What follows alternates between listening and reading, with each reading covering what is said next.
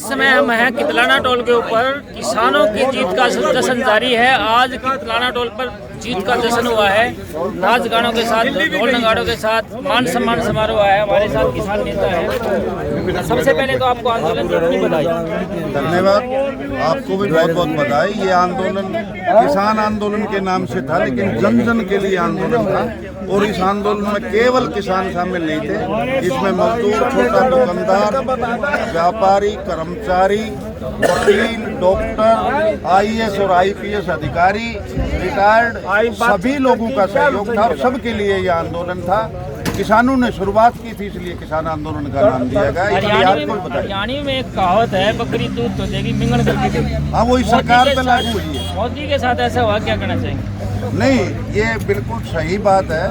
हरियाणवी कहावत है कि बकरी दूध देती है लेकिन मिंगन करके देहर। एक न्यू भी कहा कि मैं टोपी टोपी दे। तो इन्होंने मानी तो सही, 19 नवंबर को कानून वापस लेने की घोषणा कर दी थी, लेकिन उसके बावजूद भी ये आंदोलन 9 दिसंबर तक चल गया। तो उसमें भी वही सरकार का रवैया रहा।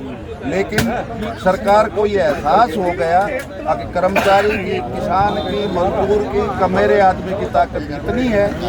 उस ताकत का एहसास करवा दिया और आने वाली पीढ़ियों को ये एक संदेश दे दिया कि अपने हकों की लड़ाई लड़ने वाला व्यक्ति कभी हार नहीं सकता, ना वो कभी कमजोर होता है। कमजोर हमेशा सरकार होती है और फांसीवादी ताकतें कमजोर होती है। वो उनके दिल में कमजोरी होती है, इसलिए वो डरा के सारा काम करती है, जबरदस्ती करने की कोशिश करती है। लेकिन हिंदुस्तान के किसान ने उनका मेरे वर्ग ये साबित कर दिया कि फांसीवादी ताकतों से लड़ा जा सकता है।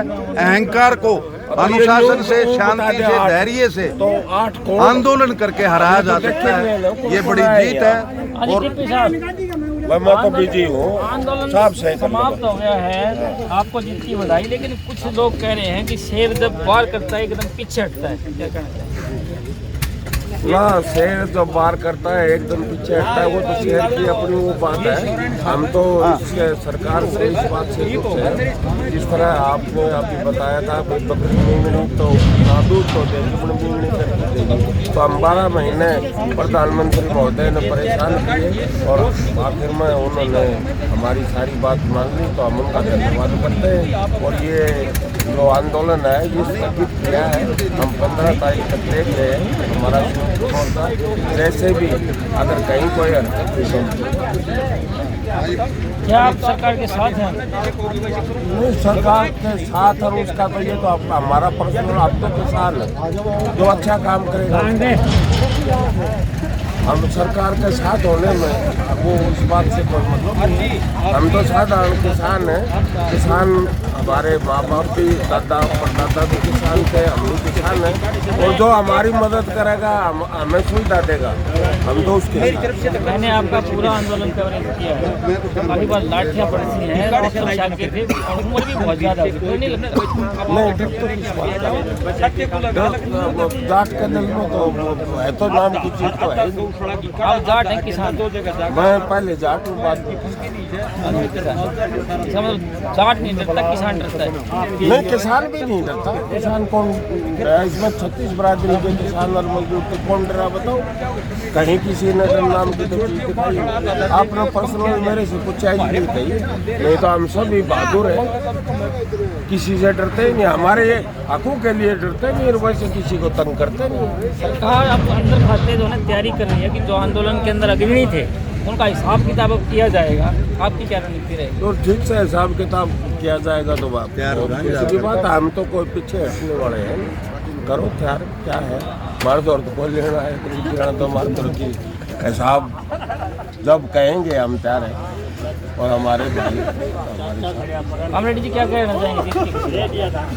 भाई ऐसा है, लंबे आंदोलन संघर्ष के बाद खुशी तो है।